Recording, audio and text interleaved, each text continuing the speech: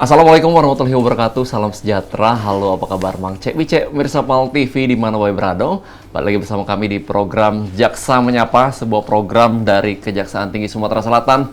Kolaborasi dengan Pal TV memang punya kita, ini merupakan inisiasi untuk mendekatkan diri kejaksaan kepada masyarakat, lebih kenal lagi dengan capaian kinerja tugas fungsi dan juga edukasi hukum yang akan pemirsa saksikan di setiap sesi Jaksa Menyapa. Dan edisi hari ini bersama saya Hage KND. Saya Sevra Manda yang akan menemani pemirsa Mang Cek Bice Pal TV tentunya di Jaksa Menyapa seperti yang sudah disampaikan oleh Mang Cek Hagai.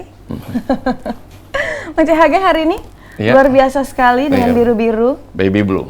Kita lebih cerah. Untuk menantikan masa depan kita yang sangat cerah. Wah, sama nih seperti Korps Adiaksa yang satu ini kali ini sangat cerah sekali pencapaiannya di 2023 dan kita akan tunggu pencapaian yang cerah di 2024 dan kita akan ngobrol tentunya. Karena tema kita hari ini pemirsa capaian kinerja Kejaksaan Negeri Prabu Mulih dalam mewujudkan keadilan. Dan tentunya sudah hadir one and only Kepala Kejaksaan Negeri Prabu Mulih Bapak Roy Riyadi SHMH. Salam sehat Bapak. Alhamdulillah, sehat. Luar biasa, salam semangat Bapak. Semangat. Menyala? Menyala. Kayak lampu ini banyak nyala. Terang Pak ya. Terima kasih sudah hadir di Pal TV Pak. Semoga kehormatan bisa ngobrol-ngobrol bareng tentang tentunya capaian kinerja dari Kejari Prabu Mulih. Tapi sebelum itu mungkin kita bisa kenalan lebih dekat lagi dengan sosok dari Pak Roy.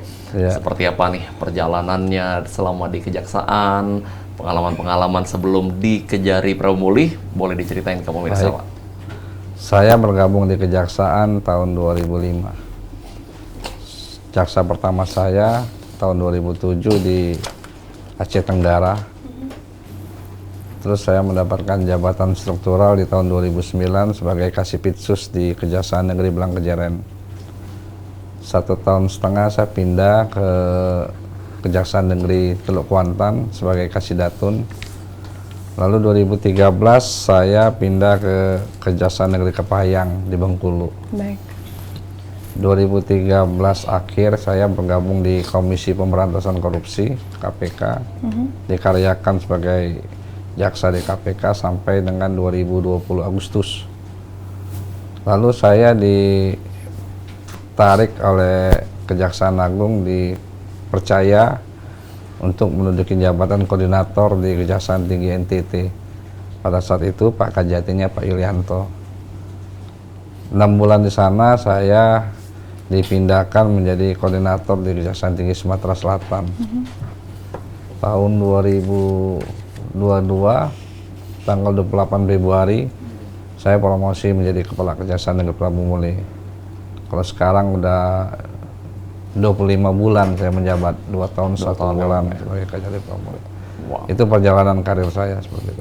Luar biasa dan ini sangat menarik dari 2005, hampir 20 tahun Pak Roy berkarya berkarir di kejaksaan tentunya dan ini dari Aceh, ini pastinya kita tahu penerapan hukum di Aceh pun spesial nih dibanding dengan kota-kota lain. Seperti apa nih pengalamannya Pak Roy? Salah satu yang menjadi spesial di Aceh itu adanya konun ya.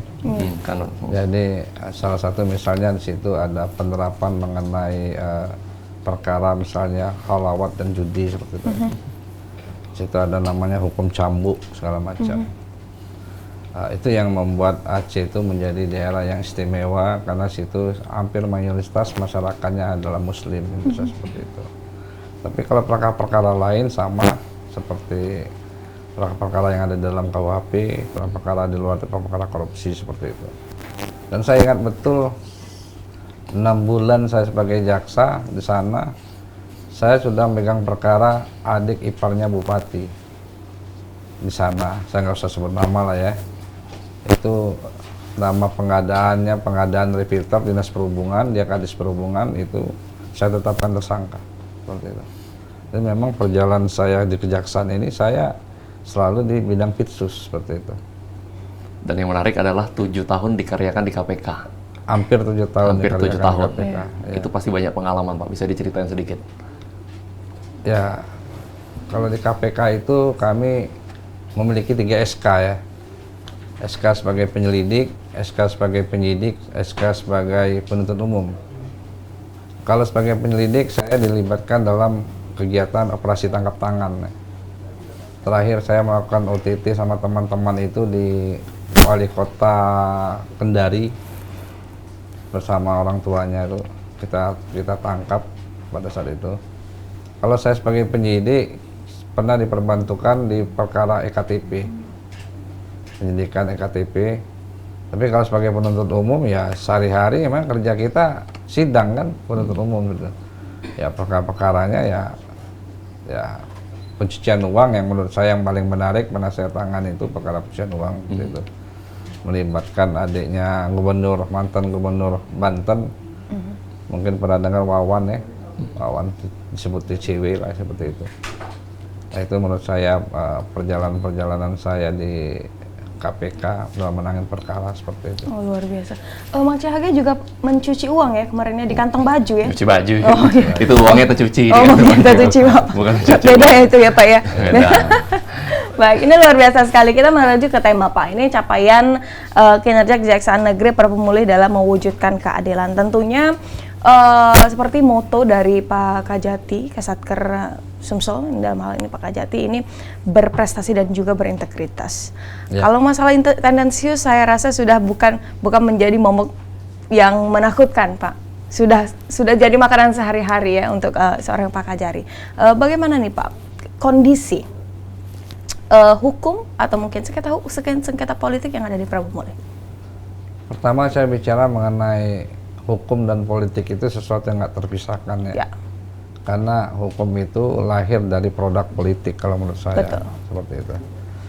Nah, hukum di Perpemulih saya lihat ya sangat kondusif ya dari semua elemen karena di situ baik dalam penyelenggaranya seperti kepolisian, Polres, kejaksaan, pengadilan, bahkan sekarang kita melibatkan juga teman-teman pengawas internal seperti inspektorat. Itu sangat sinergi dalam kita melaksanakan pengawasan di pemerintah Kota Perpemulih tersebut, khususnya mengenai pengawasan terkait dengan pengelolaan keuangan daerah seperti itu. Kalau perkara-perkara pidananya ya sana lagi meningkat perkara tentang ibu dan anak ya seperti itu ya, dan kejahatan terhadap wanita seperti itu, kekerasan terhadap wanita, dan yang dominan juga perkara narkotika seperti itu. Dan kalau di bidang lain penegakan hukum yang lain, kami memiliki penegakan hukum preventif pencegahan yang dilakukan oleh kawan-kawan di bidang Intel dan Datun. Nanti staf saya baik dari bidang Intel maupun bidang Datun akan menjelaskan bagaimana Kejaksaan Negeri Perpemulih itu melakukan penegakan hukum secara preventif.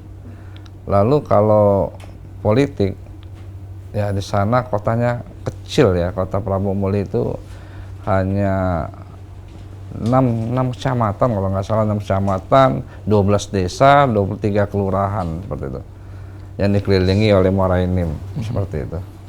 Nah, kalau politik di sana ya sangat kondusif sekali. Buktinya kemarin pemilu ya hampir dibilang tidak ada persoalan, walaupun ada satu TPS mengalami PSU ya seperti itu.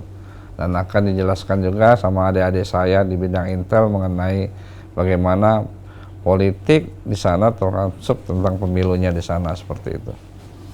Baik, Pak Roy. Ini kan dari pengalaman Bapak yang mostly berkarir di bidang Pitsus, ya. Lalu KPK hampir 7 tahun. Nah, dan sempat juga koordinasi Intel di Kejati Sumatera Selatan. Ya. Dan sampai sekarang sebagai seorang Kajari Perpemulih. Nah, kira-kira ini semangat apa yang kira-kira Bapak bisa tularkan nih? Pastinya ini terbawa kepada tim khususnya Pitsus nantinya untuk bergerak yang kalau kita lihat datanya sangat aktif ini Kejari Perpemulih yang seperti Bapak sampaikan sebenarnya kota kecil tapi sudah berhasil memulihkan uang negara di akhir Desember kemarin pun nilainya cukup fantastis 6 miliar lebih dan di awal tahun ini pun sudah kurang lebih 3 M ya. Seperti apa tuh Pak? Pertama, saya selalu mengajarkan adik-adik saya di Kejari Perpemulih, khususnya jaksa itu, pertama menanamkan integritas dulu ya, itu pondasi itu. sehingga mereka tidak tergoda dalam melakukan peran mereka, kegiatan mereka dalam menangani perkara. Lalu yang kedua adalah saya mengajarkan mereka itu bagaimana menjadi penegak hukum yang bermanfaat. Jadi hukum itu tidak bisa kita katakan seperti kita membelah semangka, trust harus ini nggak bisa. Tapi bagaimana kita menegakkan hukum itu baik dari sisi proses sampai dengan sisi eksekusinya itu bisa bermanfaat, berdampak bagi bukan hanya bagi tersangka atau terdakwa, tapi juga bagi masyarakat. Yang lebih bermanfaat lagi bagaimana itu bisa bermanfaat bagi penegak hukum itu sendiri. Kita selalu mengingatkan jaksa itu bukan robot. Jaksa itu bukan istilahnya itu yang tidak punya hati nurani, harus punya hati nurani seperti itu. Karena apa? Ingat, sebaik-baik manusia itu adalah yang bisa bermanfaat bagi manusia yang lain. Maka itu yang saya tanamkan terus, sehingga dalam penanganan perkara mereka tetap semangat gitu loh, untuk memberikan, bahasa saya itu kalau dalam agama saya itu fastabaqul khairat, berlomba-lomba untuk kebaikan, seperti itu. Baik, ini luar biasa sekali ya Pak ya. Banyak sekali tentunya kebiasaan-kebiasaan yang baik, yang bermanfaat untuk jaksanya itu sendiri, tersangkanya, dan juga korbannya, masyarakat luas itu terutama. Tapi pesan apa yang ingin Bapak sampaikan? Pertama, pesan yang sampaikan, kejaksaan itu hadir buat masyarakat. Itu yang pertama. Yang kedua, penegakan hukum itu bukan suatu hal yang menakutkan. Jadi dulu mungkin orang berpikir ketika masuk kantor kejaksaan itu ada rasa khawatir, rasa takut, seram ya. Nah itu paradigma seperti itu kita ubah. Jadi masuk kantor kejaksaan itu seperti ya, anggap aja itu seperti rumah sendiri. Ketika ada persoalan, kami punya bidang-bidang yang bisa memberikan pelayanan hukum seperti itu. Bisa makan gratis dong Pak, kalau dianggap rumah sendiri. Sampai nasi langsung. Assalamualaikum ya tadi. Baik, dilanjutkan Bapak. Ya. Dan kami punya, ini kejaksaan ini saya katakan dengan adik-adik, tidak ada lembaga hukum yang kewenangannya sebesar kita. Betul. Saya ambil contoh, kepolisian. Bisa nggak Pak polisi itu menyidangkan perkara di pengadilan? Bisa. Kecuali perkara tipiring ya, atas kuasa kita, tapi kalau di KUHP. Hakim misalnya pengadilan, bisa nggak dia melakukan penyidikan, menuntut? Nggak bisa. Siapa lagi? Rutan atau apa? Bisa nggak mereka melakukan penangkapan, penanda? Bisa.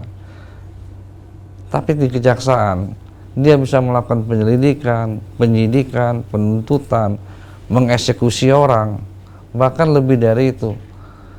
Hanya kejaksaan yang bisa mendampingi pemerintah dan BUMN, BUMD itu untuk sebagai kuasanya, baik di dalam maupun di luar persidangan.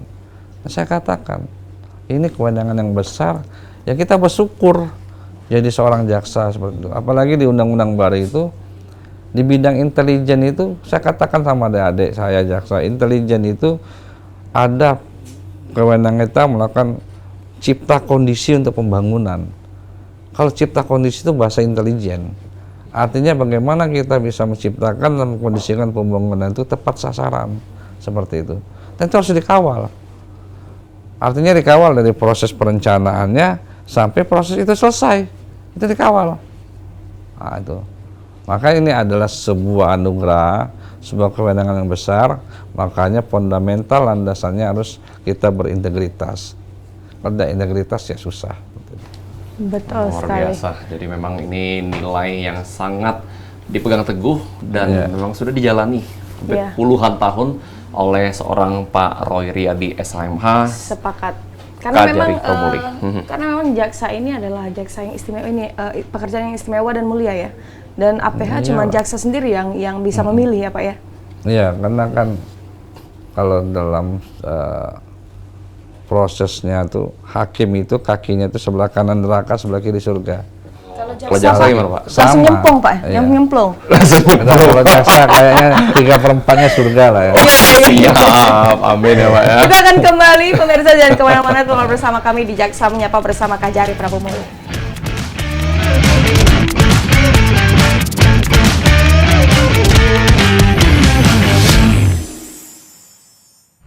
Masih dari Studio 2 PAL TV pemirsa di Jaksa Menyapa bersama Kejari Prabumuli, Bapak Roy Riyadi SAMH. Betul sekali, kita tadi di segmen pertama sudah mengenal lebih dekat profil beliau yang hampir 20 tahun sudah berkarir di kejaksaan dan juga banyak sekali menangani kasus-kasus korupsi yang tingkatannya bukan daerah lagi tuh, sudah nasional ini. Wah, Masih. ini Ya, luar bahkan biasa. sempat di NTT sudah memulihkan uang negara di atas 1 triliun, betul Pak Roy ya? Luar biasa. Dan di NTT ini Pak Roy juga sudah pernah bekerja sama dengan Pak Kajati, nah Pak Yulianto, lama ini. Dan sekarang udah 2 tahun lebih ketemu lagi akhirnya dengan Pak Kajati, Pak Yulianto yang dikenal sebetulnya sangat dikenal orang yang berani, tegas, tegak lurus dan cepat dalam menangani perkara. Benar. Pak Roy, apa saja yang bisa Bapak pelajari dari seorang Pak Yulianto ini? Pak Kajati, saya ini Pak Yulianto ini sosok pemimpin termasuk panutan saya ya. Hampir semua karakter dia tuh saya ambil dan saya terapkan dengan adik-adik saya di Kejaksaan Negeri Prabumuli. Dari cara dia memimpin, cara dia berbicara, dan cara dia mengambil keputusan dalam hal-hal yang sifatnya teknis. Saya kenal beliau itu tahun 2022. Saya ingat betul, ketika saya dilantik sama dia pegang pundak saya, dia bilang, saya tidak melihat kamu orang KPK. Dia bilang, yang saya lihat kamu adalah anak saya, kamu harus berikan yang terbaik di NTT. Jadi baru 1 minggu saya duduk, saya dikasihnya perkara, hanya laporannya 1 lembar kayak gini. Dia bilang, itu ada asetnya masyarakat, asetnya Pemkab yang diambil oleh mafia tanah. Kamu sidik katanya. Berapa lama Pak? 1 minggu harus naik penyidikan. Hanya 1 lembar loh dia kasihkan saya itu. Jadi kami mengelola data 1 lembar itu, kami meyakini dulu konstruksinya ini masuk sebagai penyidikan kewenangan kami kejaksaan. Lalu saya expose, saya katakan naik Pak, udah. Alhamdulillah 6 bulan kami menangani perkara itu, tidak sampai 6 bulan itu udah sidang, udah mau putus. Itu kami menetapkan 17 tersangka. Dan saya ingat betul momen-momen paling sejarah sama beliau itu ketika kami menangkap 15 tersangka itu di Labuan Bajo, ya kan, dengan posisi yang berbeda-beda tempatnya. Dan saya yang mimpin itu.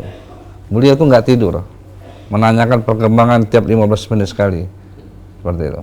Nah, ketika kami tahan, kami tangkap, ada 1 tersangka itu yang saya suruh dia pergi. Karena saya tidak tega, anaknya masih ada 3, kecil-kecil, dimandikan di sungai. Saya tanya sama anggota saya, profiling rumahnya, saya bilang, keadaan keluarganya. Dilaporkan anggota saya, ini Pak rumahnya, mohon maaf rumahnya sangat-sangat sederhana, ini anaknya 3. Tersangka itu saya suruh pulang, kamu pulang, belum bisa saya tahan, saya bilang. Anggota saya protes, Pak ada surat perintahnya. Saya ketua tim, saya bilang, saya bertanggung jawab. Pulang kamu, saya bilang. Pulang dia. Saya ditelepon media. Saya bilang, nggak ada, saya bilang. Penahanan, saya bilang. Nggak ada suratnya, saya bilang. Udah. Saya bawa dia nih, laporan ke Pak Kajati. Pak Yulianto langsung bilang sama saya, mana 1 lagi? Saya sampaikan. Saya pikir saya kena marah. Langsung saya bilang, kamu memang jaksa, katanya. Nah, itu saya bilang. Saya sama beliau ini bukan hanya pemimpin ya. Saya mau netes air mata jujur aja. Memang kayak ayah saya gitu. Banyak saya belajar sama beliau itu. Yang terakhir kita nangani perkara itu, ketika kita expose di pimpinan di pusat itu, beliau tuh sampai bela kayak gini. Tidak ada anak buah yang salah, katanya. Hanya pemimpin yang salah. Seperti itu. Nah, itu saya sampaikan dengan adik-adik saya nih, tidak ada yang salah, pemimpin yang salah seperti itu. Sepanjang kalian on the track, menangani perkara, kita maju, saya bilang itu. Maka saya bilang kalau Mbak sama Mas nanya bagaimana sosok Pak Yulianto, bukan hanya seorang pemimpin bagi saya, tapi dia itu seorang ayah bagi saya, seperti itu.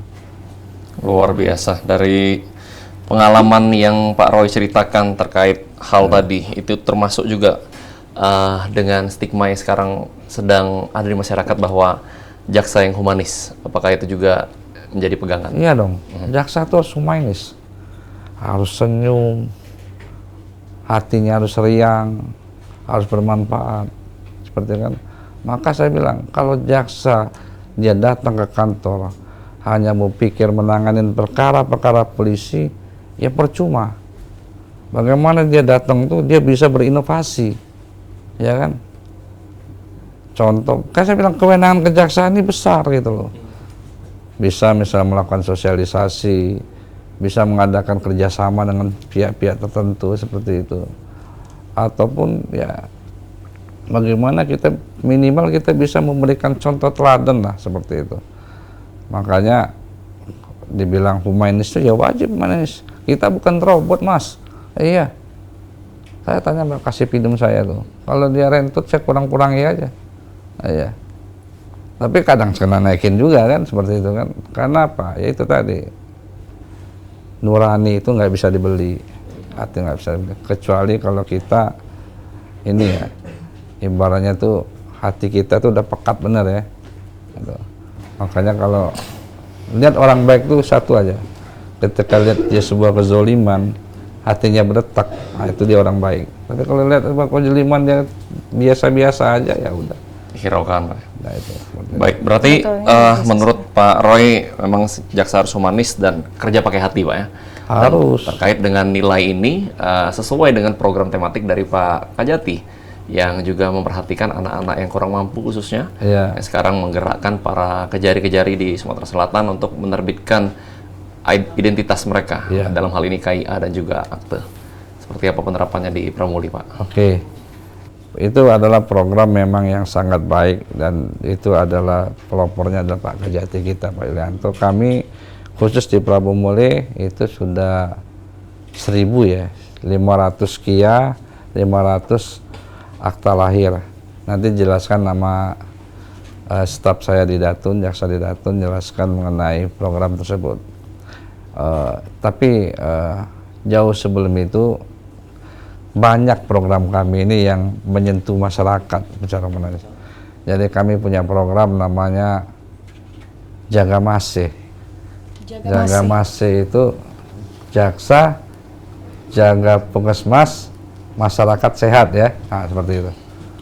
Betul. Jadi kadang saya berpikir juga ngapain lah jaksa nih ngurusin puskesmas kan. Tapi kalau kita lihat filosofinya itu tadi, kita mengawasi bagaimana program puskesmas itu menggunakan dana negara itu tidak disalahgunakan. Gitu. Ada lagi kita namanya program apa tuh yang pengembalian tuh kerugian negara tuh Sipungar. Nah, Sipungar itu digitalisasi pemulihan keuangan negara menggunakan inovasi, kita menggunakan teknologi lah ya. Jadi aplikasi. Mereka tidak harus datang untuk membayar kerugian negara temuan BPK itu, tetapi mereka cukup bayar ke kas daerah, tapi mereka mengupload kerugian itu dalam aplikasi yang kita berikan. Dan Pramuli perlu dicatat, itu temuan BPK tahun 2023 itu sudah 97% ya. 97%. Ya, termasuk pencapaian tertinggi di 17 kabupaten kota. Tertinggi sesungguhnya. Di tahun-tahun sebelumnya udah 0 ya, udah 100%. Nah itu bentuk sinergi kita, inovasi kita. Intinya tadi dikatakan bagaimana jaksa itu harus memberikan manfaat, berinovasi, humanis seperti itu. Banyak program kami itu, ya kan. Pak Kajarinya ini kan orangnya kan jarang di ruangan. Betul. Muter sana, muter sini, tapi otaknya mikir terus seperti itu. Nah, itu. Saya orangnya nggak bertahan di ruangan, keliling-keliling, lihat-lihat adik-adik ini bekerja seperti itu. Dan itu menular ke Pak Roy? Iya, Sangat. Itu saya lakukan seperti itu. Jadi sosok Pak Kajati ini menjadi motivasi ya, dengan sifatnya yang berani, Iya yang tegas ini menjadi motivasi, bukan menjadi malah momok tersendiri nih. Enggak, saya sama beliau ini seperti ayah dengan anak, seperti itu. Ya karena prinsip saya bekerja itu, saya tidak pernah curang dengan pimpinan. Saya tidak pernah curang dengan anggota saya. Dan ya bekerja dari hati kan, seperti itu Mbak. Kalau kita bekerja dari hati ya enak kan. Jadi Bekerja. datang ke kantor itu kita nggak ngedumel, tidak bawaan kesel, tidak apa-apa. Datang kantor tuh senyum. Ini yang penting pekerjaan tuntas seperti itu. Bekerja dari hati ya Pak ya. Kalau melayani dengan hati itu Bang ya. Ya, lain itu slogannya juga. Baik, ini berarti luar biasa sekali ya, karena memang di stigma masyarakat itu, aduh sudahlah kalau ngomongin tentang hukum, ada terkait soal hukum itu pasti bermotor ke pelaju, asakor laju, gitu ya Pak ya. Dulu Berarti, ke Wapi ya, kasih uang habis perkara. ya kan Pak. Sekarang bermotor ke pelaju Pak, asakor laju. Asakor laju. Nah, ayo, apakah di Prabu Muli apakah di Prabu Muli ada kejadian seperti itu akan ditindak tegas? Kalau bahasa akor itu, kalau bahasa Indonesianya kan sepakat ya, Ya. ya kan. Kalau kita konotasi dengan hal yang positif, sepakat itu hal yang baik. RJ. Laju, laju itu berarti kali ini dilaksanakan kalau Ya. bahasa Indonesia. Gas, Pak. Saya pernah bersepakat dengan pemerintah, ya kan, untuk melakukan, saya contoh seperti ini. Ketika kita melakukan proses penyelidikan, ya kan, calon pelakunya itu kita mapping usianya udah 72 tahun, 74 tahun, 78 tahun, misalnya seperti itu. Ada kerugian memang, dugaan kerugian nyata ada, kesalahan maladministrasi ada. Saya tanyakan kepada Mas sama Ade, apa yang harus kami lakukan dengan terhadap perkara ini? Apakah kami harus memenjarakan orang seperti itu? Adil nggak seperti itu? Memberikan manfaat nggak? Maka saya bersepakat dengan pemerintah, bagaimana negara ini nggak dirugikan, orang ini diberikan efek jera, tetapi tidak dipidana, seperti itu. Nah bahasa Palembangnya kan akor tapi laju kan? Ya. Ya nggak apa-apa saya bilang. Oke. Seperti itu. Sepanjang kitanya melaksanakan itu dengan hati yang bersih dan kita nggak macam-macam. Nggak melaksanakan itu karena kita dijanjikan terima uang, terima apa, itu nggak boleh. Tapi kalau kita prinsip kita benar, kita nggak macam-macam, kita bersepakat, why not? Nggak ada masalah bagi saya. Seperti itu.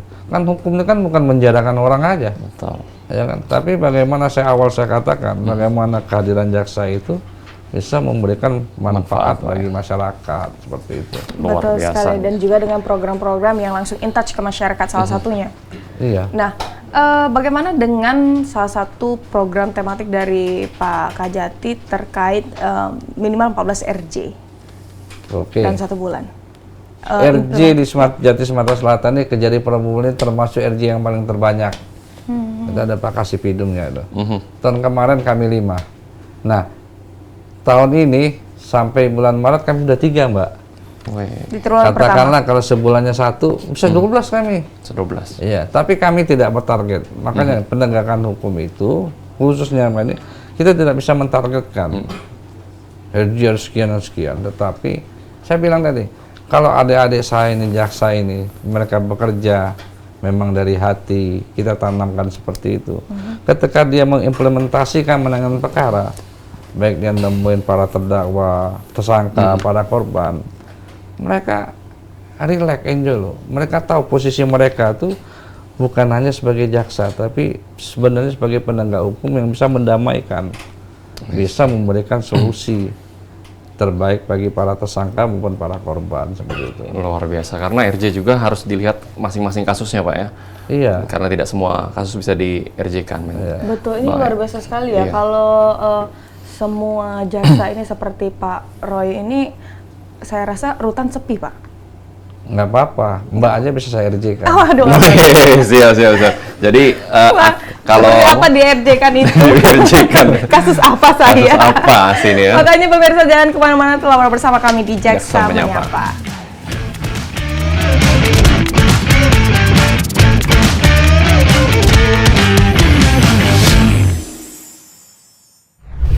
Ya, terima kasih Bang Cepi Mirsa Mal TV. Anda masih menyaksikan Jaksa Menyapa edisi hari ini spesial bersama dengan Pak Kajari dari Pramuli, Pak Roy Riyadi SHMH. Kita lanjut ngobrol lagi Pak Roy. Betul sekali.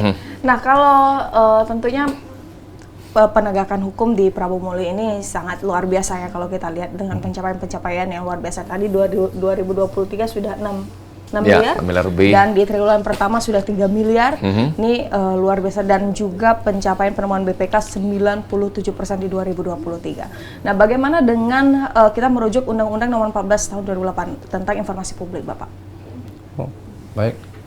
Informasi publik itu kalau kami ranahnya ada di intelijen ya. Jadi kawan-kawan kami di bidang desa di bidang intelijen itu selalu kita bersinergi dengan, pertama saya katakan media itu adalah pilar bangsa. Salah satu pilar bangsa itu adalah media. Jadi sebagai fungsi kontrolnya semua kegiatan yang ada di pemerintahan itu adalah salah satunya adalah media. Maka bagi kami media itu seperti adik asuh. Kami kakak asuhnya, media itu adalah adik asuhnya, seperti itu. Dan informasi kepada publik yaitu, jadi semua yang kegiatan-kegiatan yang ada dalam kerjasama dengan Pramuli itu ya kita publikasikan biar masyarakat mengenal, oh kejadian Pramuli ini sedang mengenangani perkara ini, sedang melakukan kegiatan ini, oh kerjasama dengan Pramuli ini Pak Kajarinya seperti ini, itu kita viralkan. Secara lembaga kita viralkan, publikasikan.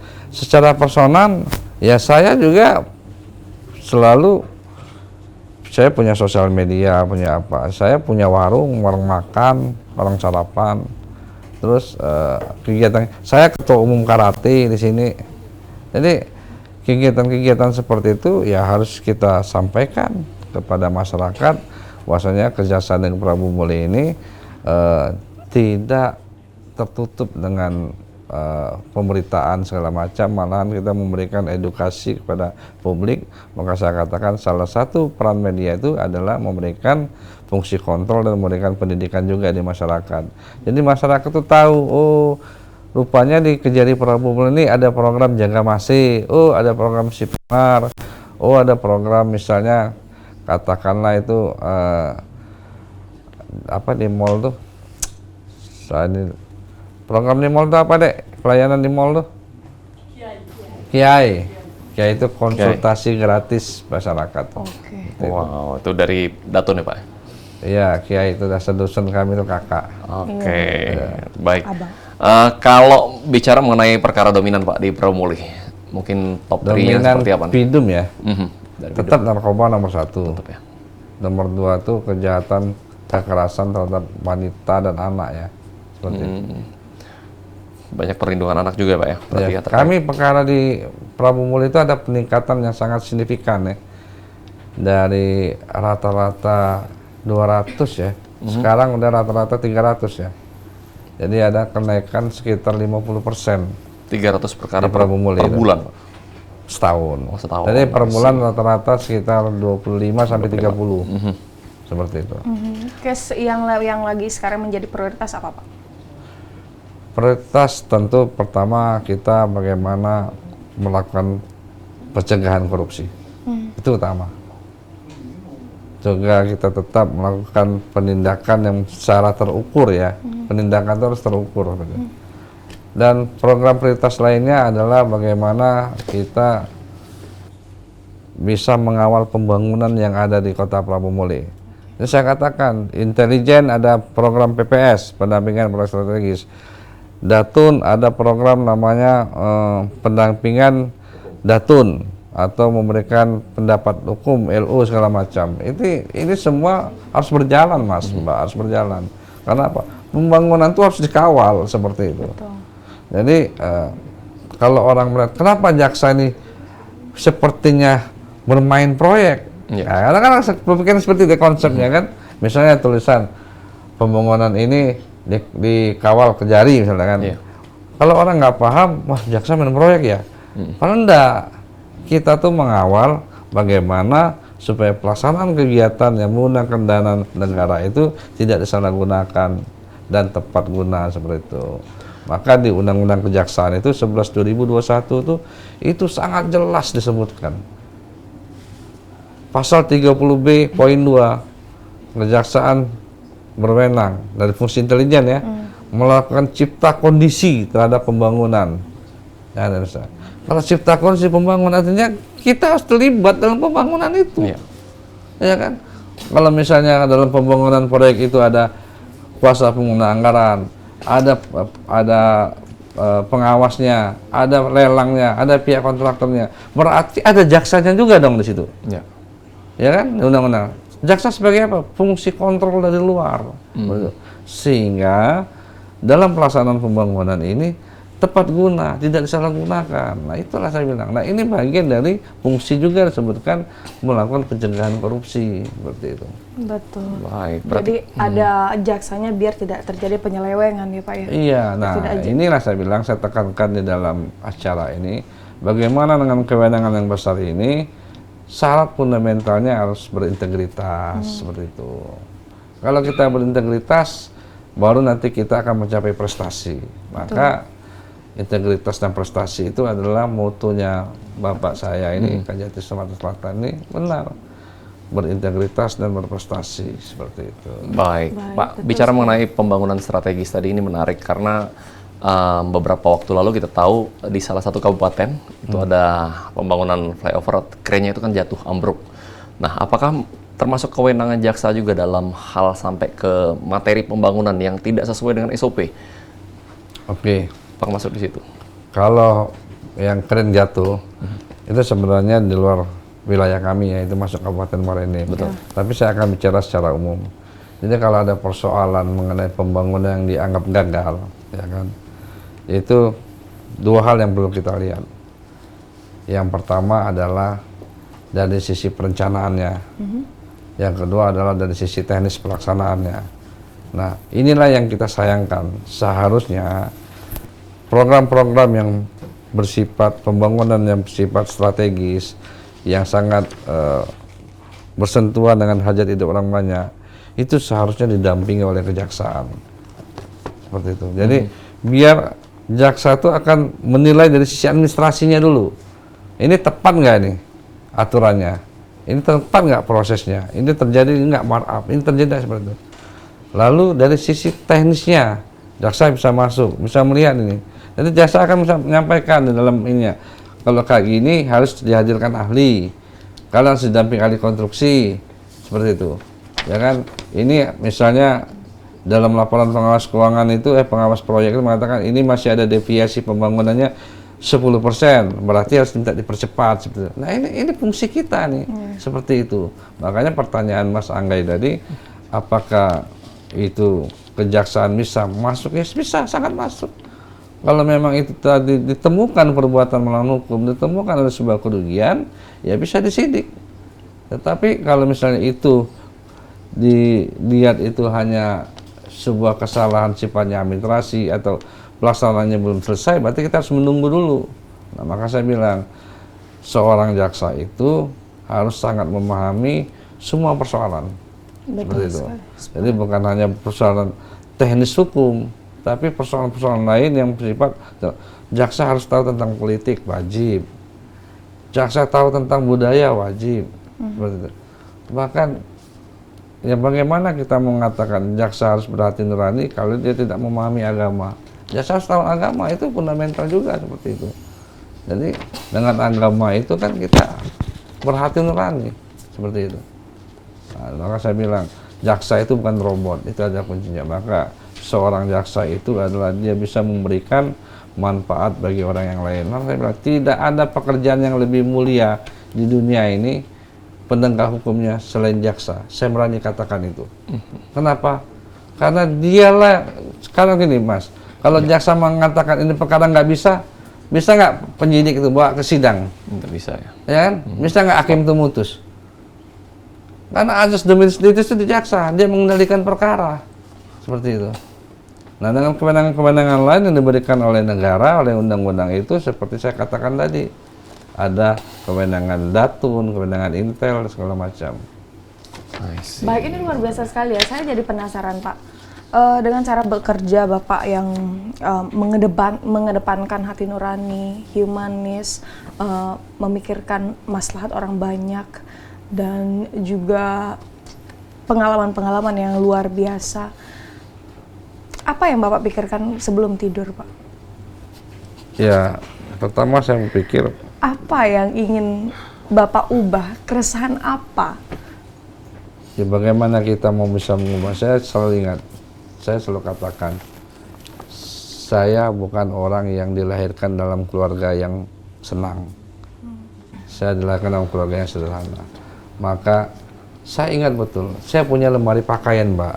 Okay. Lemari pakaian itu saya tulis di situ kata-katanya, ya kan? Kalau bahasa Indonesia gini lah, jangan kamu bicara mimpi kalau nggak kamu buat mimpi itu menjadi kenyataan, seperti itu. Jadi kita kalau mau mengubah sesuatu itu, kita harus ubah diri kita dulu, seperti itu.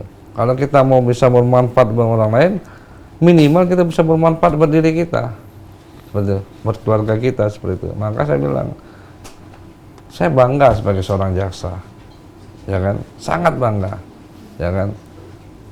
Tapi kebanggaan itu, kalau saya tidak bisa memberikan manfaat dengan kewenangan yang saya punya, dengan kegiatan yang saya lakukan, kewenangan saya lakukan, itu kebanggaan itu sia-sia, Mas, sia-sia deh. Kenapa? Karena waktu itu kejam, nggak akan ada kesempatan lagi. Riyadi itu tahun sekian sudah ditakdirkan tidak lagi jadi Kajari Pramumuli pasti. Betul. Nah, mumpung jadi Kajari Pramumuli, dia harus bisa bermanfaat. Seperti itu. Riyadi tahun sekian bakal meninggal, Riyadi tahun sekian bakal jadi ini. Itu sudah tentukan, kita nggak tahu, sudah diatur sama Allah. Nah, saya lalu berpikir bagaimana di waktu-waktu itu saya bisa memberikan manfaat, ya minimal dengan itulah saya bisa masuk surga lah, seperti itu. Betul. Ya kan? Luar biasa. Nah, Karena ya, semakin tujuan kita ke situ nanti. betul. Nah, makanya saya bilang, saya ajarkan adik-adik saya ini, jaksa-jaksa ini, ya bekerjalah kalian itu bisa memberikan manfaat pada orang lain. Karena apa? Yang paling kejam itu waktu. Karena waktu itu nggak akan bisa berbalik lagi, mengulang lagi seperti itu. Bukan fitnah, Pak, ya, yang paling kejam. Enggak, yang paling kejam kedua itu adik Aci ya. Emang kejam, Pak, apalagi mulutnya tajam, Pak. Jangan, Pak. Karena Kirain fitnah, Pak, yang lebih kejam kan? iya, daripada Betul fitness ya. Iya, Pak Roy. Jadi memang kalau ngobrol sama Pak Roy Riyadi ini tidak terasa waktu ya, nggak sih? Betul sekali. Karena memang semua yang disampaikan ini daging galuh menuju Wah, Helmi Yahya ya. kata tulang ya. Kata itu Pak, ya. Iya. Sangat bermanfaat dan juga pastinya jadi pembelajaran buat kita dan seluruh Bang Cek pemirsa PAL TV yang lagi nonton Jaksa Menyapa ini. Dan tidak terasa kita ada di penghujung acara. Kita mau dengar juga nih Pak, mungkin closing statement ataupun himbauan, pesan-pesan dari Pak Kajari Prabu. Silakan.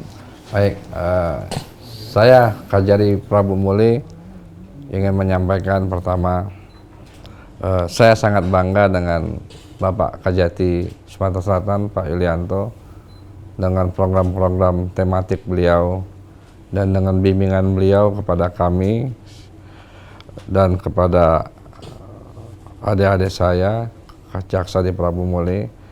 Dan saya ingat betul beliau selalu memberikan kami pesan bahwasanya harus menjadi jaksa yang bermanfaat, tingkatkan integritas dan prestasi.